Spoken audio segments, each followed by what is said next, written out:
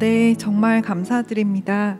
네, 바로 토론을 시작하겠습니다. 3부 모더레이터 선생님과 발표에 참여하셨던 알렉스 선생님, 이끼바이 쿠루루 자리해 주시기 바랍니다. 김성우 큐레이터님 소개해 드리겠습니다.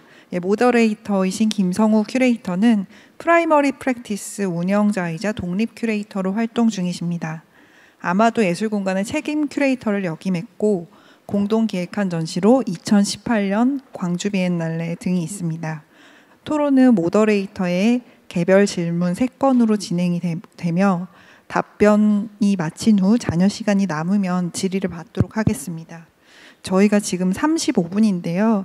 6시에 전까지는 저희 미술관을 이제 나가야 되는 상황이기 때문에 너무나 아쉽게도, 그래서 부탁드리고 싶은 거는 김성우 선생님 질문과 답변이 조금 컴팩트하게 된다면, 저희가 아쉽게도 지금 객석에서의 코멘트나 질문을 전혀 듣지 못했는데 시간상 그거를 저희가 6시 전까지 한번 해볼 수 있으면 좋겠습니다. 네. 안녕하세요, 김성우입니다. 근데 뭐 사실 이게 가능한 건지 확실하게는 잘 모르겠어요. 그러니까 지금 모든 것들이 그렇게 좀 지체가 되어서 우선은 뭐 바로 좀 시작을 하도록 할게요. 그리고 뭐 이 한 컬렉티브 팀과 두 분의 그 발표 너무 흥미롭게 잘 들었고요. 굉장히 좀 많은 좀 진행 중인, 그리고 진행해야 될, 그리고 계속해서 좀 뭔가 질문들을 환기시키는 어떤 발표들이었다고 좀 생각을 합니다. 우선 시작으로 알렉산더 알베로 님에게 질문을 드리도록 할게요.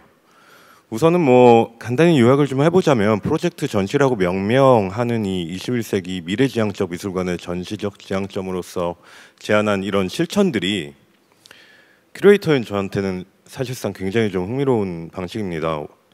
오늘날의 이 전시라는 것이 이제 다층적인 의미를 지닌 것이고, 끊임없이 그래서 그런 전시의 형식을 실험을 해야 되고, 전시적 재구성을 통해서 헤게모니의 전복과 의미의 재맥락화를 시도한다는 것에서는 뭐 전적으로 동의를 하고 있는 바이고요.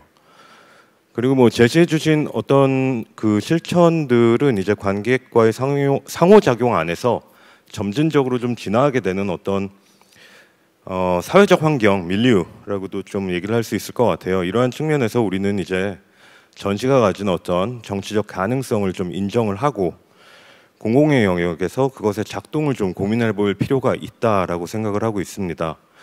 그러면은 좀 이제 강연의 가장 첫 머리말로 조금 돌아와서요. 전시와 이를 통해 생성된 어떤 새로운 유형의 관객에 대해 얘기를 조금 나눠보고 싶습니다. 그러니까 크리셔와 시크만의 예시에서 이제 큐레이터는 전시를 하나의 인과관계나 연대기적으로 엮기보다는 독립적인 단위를 만들고, 관객이 이 제한된 정보를 읽고 주제별 개체를 연결할 수 있도록 했다고 얘기를 하셨습니다. 그리고 이를 통해 관객이 지식 생산의 과정에 도달할 수 있도록 전시의 레이아웃이나 그런 어떤 물리적인 디스플레이부터 해서 프레임워크를 만든다고 얘기를 좀 하신 것으로 이해합니다. 여기서 이제 관객의 지식 생산을 자료 및 이슈와의 대화에서 수집된 것으로 간주를 하고 계시고요. 그 다음에 주제의 독립된 유닛 사이를 거니는 과정에서 이를 연결하고 해석하고 소화하는 과정에서 이러한 어떤 지식 생산들이 가능해지는 것이라고 얘기를 하셨는데요. 이러한 전시 형식이 실제로 성공적으로 적극적인 지식 생산자로서 관객을 만들게 되었는지에 대해서는 사실 조금 오늘날에서 좀 고민해 볼 필요가 있다라는 생각이 좀 드는 것 같아요. 그리고 그랬을 때 이것이 전시의 물리적 형식을 통해서 어떻게까지 가능할 수 있는지에 대해서 좀 고민을 해보고 싶습니다. 사실상 오늘날의 관객은 어떻게 보면 좀 시각과 사고를 마비시키는 어떤 시각적 스펙타클에 굉장히 좀 열려 있죠. 그것에 굉장히 좀 중독되어 있기도 하고요. 그리고 그것에 열광하기도 합니다. 그리고 심지어 소셜미디어의 어떤 포맷, 그런 것에 맞춘 어떤 시각성을 바라고 있는 것도 사실이고요. 동시대의 관람 태도는 이제 전시를 지적으로 해석하기보다는 상대적으로 굉장히 망막적으로 대하는 것에 더 익숙해 보인다고 생각이 들고 있습니다. 그러한 차원에서 이제 수동적 관객이 아닌 능동적으로 사유하는 지식 생성의 주체로서의 이 참여자로서의 관객의 위상을 설정한다는 것에 동의를 매우 하고 있으면서도 한편으로는 오늘날의 이러한 관람 방식과 미술관의 어떤 네이처와 이런 것들을 따져봤을 때 새로운 유형의 관객이라는 것이 실제로 어떻게 생성될 수 있을지 좀 이러한 부분을 좀 물어보고 싶습니다. Okay, thanks. Well, several things. The, you know, I'm a professor. I teach probably thousands of students, and the times change and attention spans might diminish, which I think is what you're suggesting, that today's audiences are more interested in, how did you phrase it, sensual experience rather than intellectual experience, something like that, right? That today's audiences expect a spectacle in a museum, as they do in a university. But that doesn't mean we change the university into a spectacular format. What's interesting to me is that more people study art today than ever. More people go to museums than ever. More people spend time with art than ever. So I think the crucial question here is to clarify what one means by audience. I tend to make the distinction between audiences and publics. An audience is everybody. An audience is just people. Publics are constituencies, interest groups, clusters of opinions and of concerns and of values that come to, in our discussion here, go to a museum, go to an art exhibition, and draw something from that exhibition based on their particular needs and values and norms. And so therefore an audience may have several different publics. By publics, that means that, you know, you have even the people in this room here, some people have interest in certain issues that we're discussing and other people have interest in other issues. They're all part of an audience, but they're part of multiple publics. I think that when we get to the issue of the museum, we have to be clear about who the public is that the museum is addressing, or what publics the museum is addressing. And that separates us from audience. You know, the museum isn't just a box office that is trying to maximize the amount of, I'm talking about, you know, the ideal museum, I suppose, but it's not an institution that just wants to maximize numbers. It's one that wants to educate people in different ways at different levels. So therefore,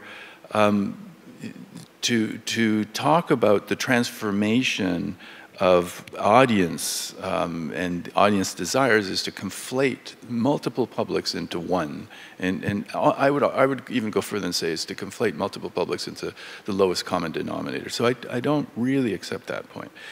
Now, what might a new audience, what might a new type of audience actually be if we followed this trajectory that I beginning to sketch out here of a project exhibition, which is, as I showed, a historical phenomenon, a late 20th century into the 21st century phenomenon of an exhibition that changes while it's up. It's not an exhibition that people put up, that the curators or an institution installs and stays the same throughout the show, but it's an exhibition that is constantly being transformed as the show is in place. Well, what happens in that situation is that part of that transformation of the show takes place because of the interface of the show with the particular publics that are addressing the show, and therefore it's my belief, and I think that some of the shows that I talked about bear witness to this, that if publics engage with a work, they become more interested in it. They actually connect with it. It's more relevant for them, and that's the type of audience that one would actually then be generating through this kind of exhibition, an audience that is actually engaging with and drawing from the exhibition, not an audience that, like this famous clip by Jean-Luc Godard, where somebody roller skates through the Louvre and sees everything, but actually sees nothing, right? So it's a matter of spending time and addressing your needs and your values and your aesthetic in relation to particular works. 답변 감사합니다. 사실 좀 이어서 얘기해 볼 수 있는 게 굉장히 좀 많은 논의가 될 것 같긴 한데요. 그래도 또 이어서 이키바이 쿠루르에게 질문을 조금 하도록 하겠습니다. 저에게 이제 이키바이 쿠루르의 발제에서 가장 흥미로웠던 부분은 이 벗이란 말에서 시작해서 그것을 해석하는 어떤 언어적인 좀 방법이었던 것 같습니다. 가까이 지내는 친구 혹은 곁에 가까이 둠으로 심심함을 달래는 사물을 비유적으로 이른다라고 하는 이 말을 통해서 작가는 공동체를 분명히 상상을 하고 있어요. 다만 이 공동체의 구성이 이제 비단 동료나 이웃뿐만이 아닌 다양한 어떤 바다 생물과 신화 등을 아우르고 있다라는 것이죠. 그리고 작가는 하나의 언어에 이제 다양한 의미망을 포괄을 해서 오늘날 우리 공동체의 모습을 새롭게 재고하는 것처럼 저에게는 좀 받아들여졌습니다. 작가님은 이제 해녀라는 특정 직군 공동체의 경험을 언어의 수용과 대화를 통해서 경유하고 우리가 경험하지 못한 어떤 세계를 대리하고자 하고 있는 것 같습니다. 대화는 그리고 언어의 이해는 커뮤니티를 형성하기 위해서 그리고 공동체의 결속을 다지는 데 사실 굉장히 중요한 도구인 것을 알고 있고요. 특히 작가님과 같이 자신이 아직 속하지 못한, 즉 자신 바깥의 공동체의 존재들을 타자로 바라보지 않고 하나의 집단으로 이해하기 위해서 그들의 언어를 이해하고 수용하고 그들의 경험에 경청하는 태도는 몹시 좀 인상적이었던 것 같습니다. 그래서 이키바이 쿠루르에게 언어란 이제 자신 바깥의 타자를 구분하고 경계지어 규정하기 위한 것이라기보다는 타인을 이해하고 인정하며 연대하기 위한 어떤 하나의 도구이자 장치와 같다라는 생각을 좀 하고 있습니다. 이러한 차원에서 이키바이 쿠루르의 합창, 무용, 몸짓, 워크숍과 같은 그런 어떤 결과물들, 이런 건 역시 이제 타인과 나를 구분짓기보다는 이해하고 연대하고 환대하는 일종의 언어이자 대화의 한 방식이라는 생각까지도 좀 들고 있습니다. 작가는 이러한 일련의 대화들을 통해 좁게는 지역의 공동체에 다가서고 넓게는 더 나아가서 관객을 마주하고 노래와 공연, 이미지를 동원해서 어떤 감흥이나 정서, 정동을 적극적으로 불러일으키고 나와 어떤 타인의 구분을 일시적으로나마 좀 허물고 있다라는 생각을 좀 하게 됐습니다. 그래서 뭐 쉽게 다시 말하면 이제 이 무용이나 공연과 같은 어떻게 보면 굉장히 비텍스트적인 어떤 작업이라고도 할 수 있을 것 같은데요. 이런 것들이 이제 오늘날의 언어적 한계, 그러니까 어떤 경계를 계속해서 생성해 버리는 어떤 한계를 넘어선 어떻게 보면 기존 공동체의 어떤 바깥까지도 환대하고 연대할 수 있도록 하는 어떤 대안적 언어이자 대화로 이해할 수 있지 않겠는가 하는 것이 이제 좀 저의 어떤 제안이자 어떤 의견이고요. 여기에 대해서 어떤 작가님이 조금 더 어떤 의견 같은 것을 사실 조금 듣고 싶었습니다. 우선은 저희가 한 어떤 행위나 여러 가지 상황들을 더 뭔가 면밀하게 그 해석해 주신 것 같아서 또 그 언어라는 측면에 대해서 좀 저희도 여러 가지로 생각을 많이 해볼 수 있는 지점인 것 같아서 굉장히 반갑고요. 저는 그 사실은 경험이 굉장히 중요하다고 생각하고 있었거든요. 그러니까 저희가 물론 그분들을 만나고 거기서 일어난 일들을 경험하는 것도 중요하지만 그분들의 경험들도 서로 계속 공유하고 계신 거잖아요. 해녀 삼촌들끼리. 이를테면 상군 해녀와 하군 해녀가 서로 배우고 가리키고 자기의 경험을 다시 얘기하고 이걸 되풀이하는 게 사실 학교 같다는 생각도 했었거든요. 어떤 편에서는.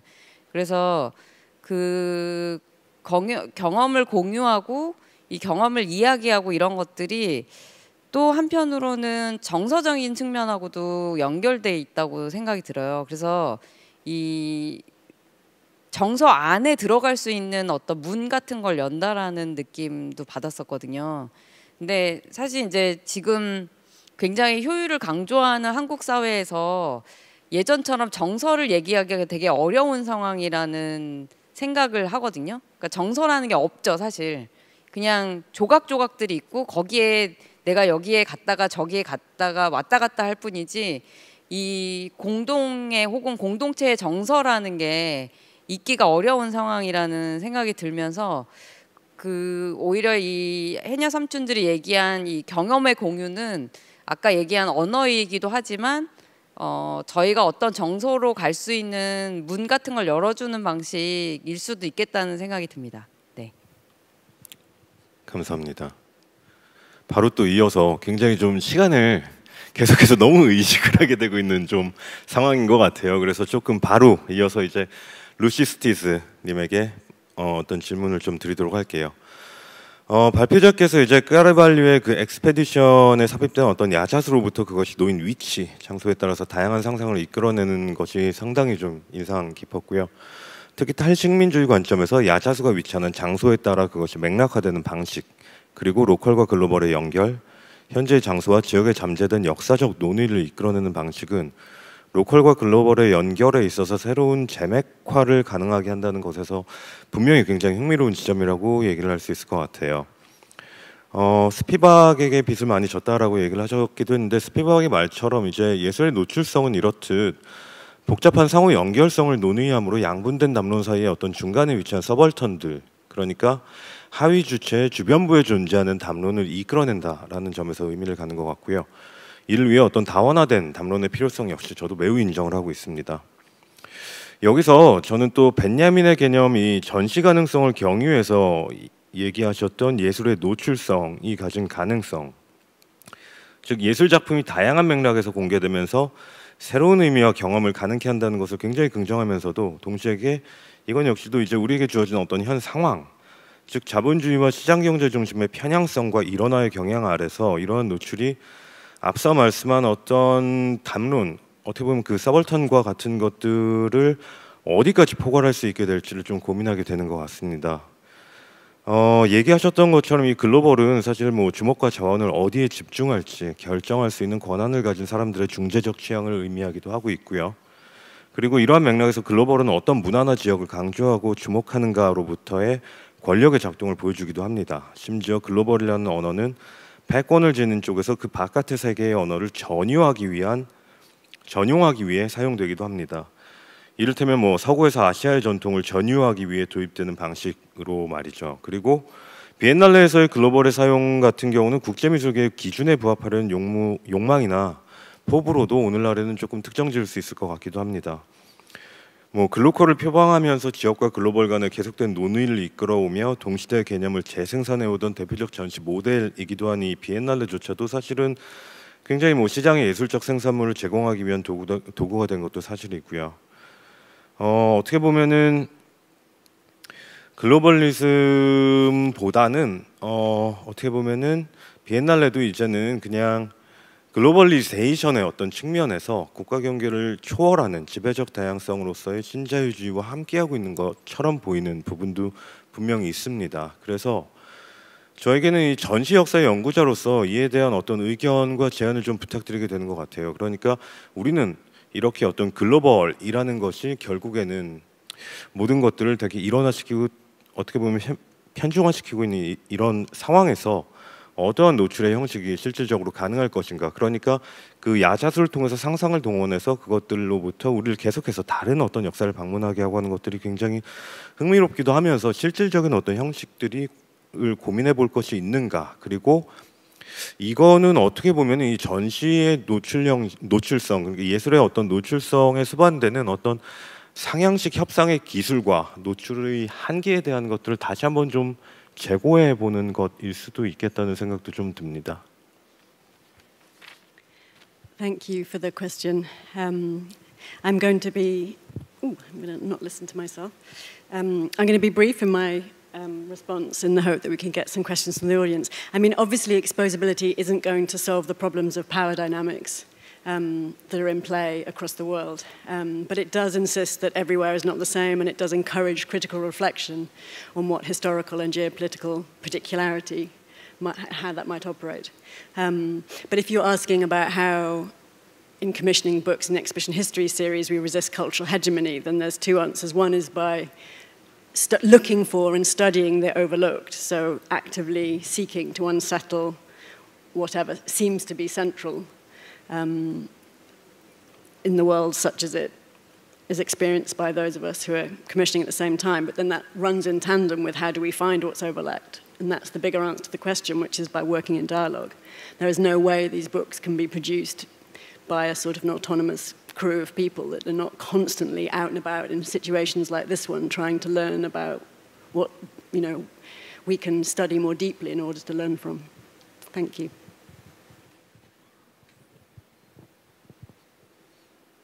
예, 대답 감사드리고요. 사실 이제 5분이 남았습니다. 되게 어색하지만 이렇게 되게 급박하게 마이크를 한 번쯤은 넘기고 싶어요. 그리고 아까 알렉산더 선생님과도 얘기를 했지만 사실 그 새로운 유형의 모델이라는 것은 결국 지식 생산의 주체이거든요. 여기 계신 여러분들이 이런 식으로 너무 이렇게 수동적으로 앉아 있는 것이 좋지 않을 수도 있습니다. 그렇기 때문에 하나에서 2개 정도의 어떤 의견이나 제언이나 혹은 어떤 질문 같은 것들일 수도 있을 것 같아요. 그런 것들을 좀 얘기를 해주시면 그것과 함께 저희가 조금 더 흥미롭게 이 자리를 마무리할 수 있을 것 같습니다.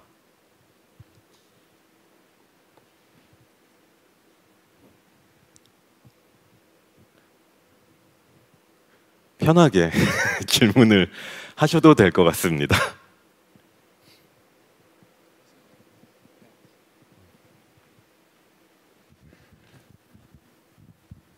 Thank you so much for your talks. I found them all really interesting.